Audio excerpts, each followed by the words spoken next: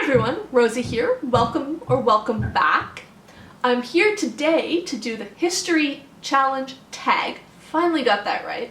Which is a brand spanking new tag that was created by Emma of A Cup of Books, Justin of Triumphal Reads, Justin of Ghost Reader, and Jenny of Bookish Shenanigans. There's a lot to remember there. And I was actually tagged by Emma, which this is the first time I've ever been tagged in a YouTube video, so I'm so excited, and making this a midweek video to fit it into my schedule. So thank you, Emma. And I guess let's get started. Let's talk about some nonfiction history books. Hopefully you'll enjoy that as much as I will. Question 1 is, what first got you into history? So I think the earliest I can trace this is reading horrible history books as a kid. And then I know for a fact that when I was in sort of middle school, so I guess probably like 10 to 13-ish range, I was obsessed with historical fiction. So not so much, history books, but like I devoured historical fiction. And then I don't know what got me into reading adult nonfiction history. I can't remember like one book that was the one that I was like, yes, this is for me. I think I probably just kept seeing books that looked interesting about historical topics, because I never stopped being interested, I just sort of wasn't reading about it. And so I probably just kept picking up books, and then, I don't know, I guess now I'm a nonfiction history reader. So, it's not a very compelling story, but question 2 is, what is your favorite history book / author? I really struggled with this question, honestly, because I don't think I have a particular favorite history book, but this one was one that when I read it last year, I went, wow, I love this is amazing, and also I need to go tell everyone I know to read it because it was so good. And that's The Radium Girls, The History of America's Shining Women by Kate Moore, and it's essentially about young women / girls, frankly, who worked during, I think, mostly the First World War in watch dial factories painting glow-in-the-dark watches. So radium was the big new thing. It was everywhere. It was amazing. It was gonna cure everything. These women are so lucky to be working with radium. They glow in the dark. This is so great. Only the way that they painted all those tiny little numbers on a watch dial was to tip the paintbrushes with their tongue, so they'd lick the paintbrush to get it to a super fine tip. And shocker, not long after, they all started to die horribly. They got terribly sick, all sorts of cancers, their jaws were falling. It was disgusting. It was really hard to read in that respect. But essentially, at the time, radium wasn't recognized as a workplace hazard, so the company that they had worked for sort of went, well, too bad, nothing we can do about it. It's not a workforce hazard. They're probably just sick. They probably have bad STDs. Don't believe them. And despite being incredibly ill and dying at an increasing rate, these women ended up fighting a huge legal battle to have their conditions recognized as a workplace injury because they were injured because of their workplace. Anyway, I loved it. It feels weird to say it was so interesting and wow to read about, but it was, in a negative way, and a lot of the time you're reading these things that these women are going through and going, this is so awful, these poor women. But also because of their courage to stand up and say, no, I'm not taking this lying down, I'm fighting you on this, it had a really big impact on workplace health and safety regulations in the US. So that's amazing. Highly recommend you check that out. Question 3 is, what is your most anticipated history book that you've not yet read? So this is one I bought recently, and honestly I'll probably read it in September. I guess I have to do that now, but I'm so excited to read this. And it's Say Nothing, a true story of murder and memory in Northern Ireland by Patrick Radden Keefe, and it uses, from the backs, obviously I haven't read it yet, it uses the abduction and subsequent murder of a middle-aged mother of 8 children or something as an entry point to explore the impact of the Troubles in Northern Ireland on both sides, I think. I don't think it looks at it from a this side was right and this side was wrong perspective, but looks at the impact on both sides and the country as a whole. So that sounds fascinating. I know very little about that period of history and that particular conflict. I've seen Dairy Girls and I know the sort of, 30-second high-level overview of what the Troubles were about, but I think this will be really interesting and I'm really looking forward to reading it because I've seen some really good things about it. Question 4 is, what is your favorite time period? What book have you read or do you want to read about it? And honestly, guys, I don't have a single answer to this. I really thought about this long and hard, but I don't have a single favorite time period. Last month I was reading How to Plan a Crusade by Christopher Tyerman and damn, crusades were cool. Not cool as in good, just cool as in interesting. But yeah, that was so interesting. This is so neat. I'm so enjoying learning about this. This month I've been reading Prairie Fires, The American Dreams of Laura Ingalls Wilder by Carolyn Fraser, which is a biography of Laura Ingalls Wilder and her works. And now I'm like, whoa, this is fascinating, loving learning about this. So honestly, I'm sure next month I'll be reading something else, maybe the one I mentioned in the last question, and I'll find that equally interesting. I don't have one period that I'm particularly drawn to and I just can't get enough of. I'm just interested in history in general. Question 5 is, what time period would you like to learn more about? What book do you want to read / have read about it? So this isn't exactly a time period, but I would really like to read more history that's not about Europe / North America post 1492. I'm really interested in reading about the rest of the world's history.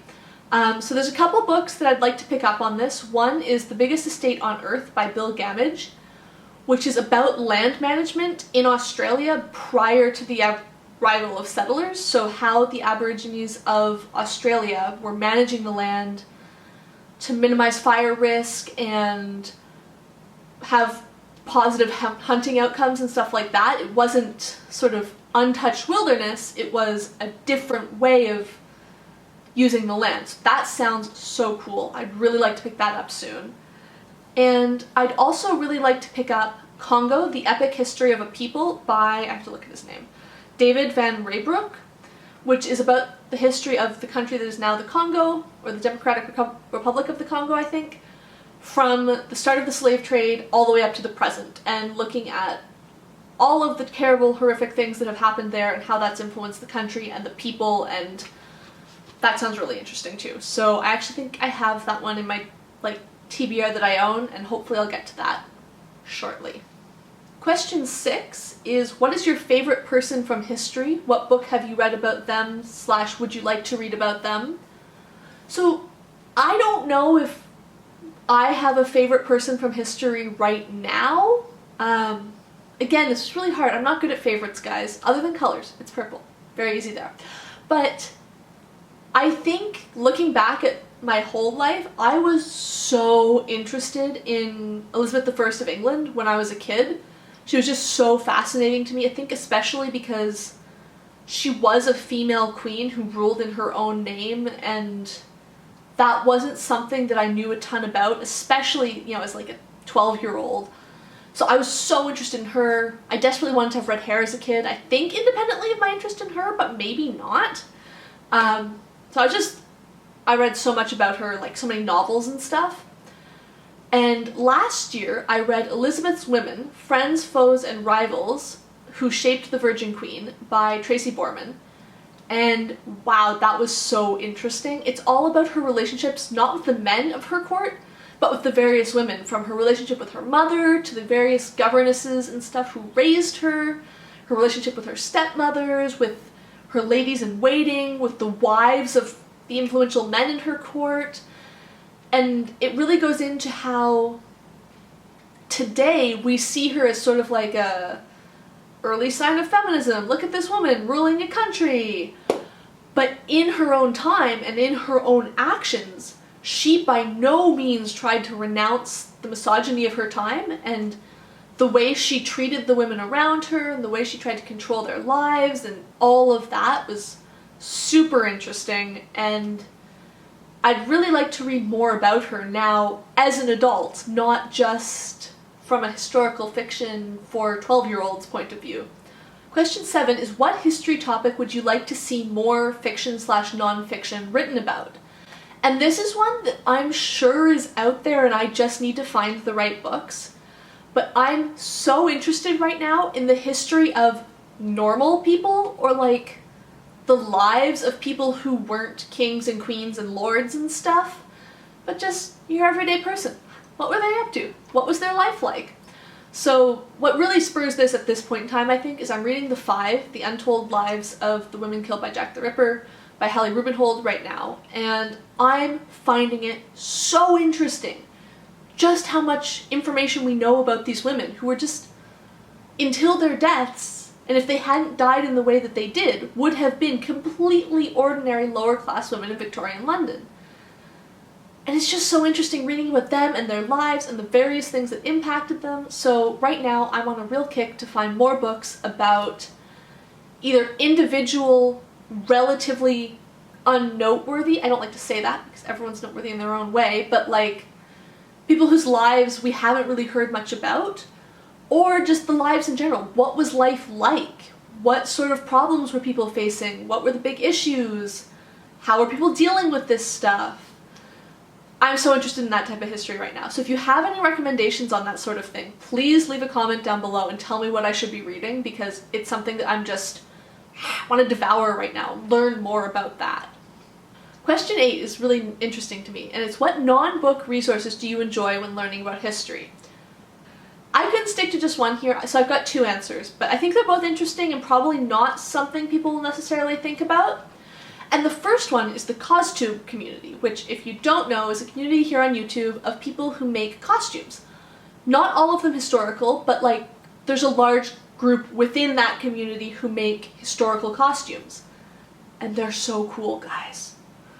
There's so much research and work that goes into not just what the garment looks like and replicating that, but also how would this garment have been constructed at this point in time? What materials were available? How would all of that have worked? What techniques were used? Call me a massive nerd, but like, I love it. So there's a big community of people that you can watch, but the one I'm going to call out in particular is Bernadette Banner, because her work is so well researched.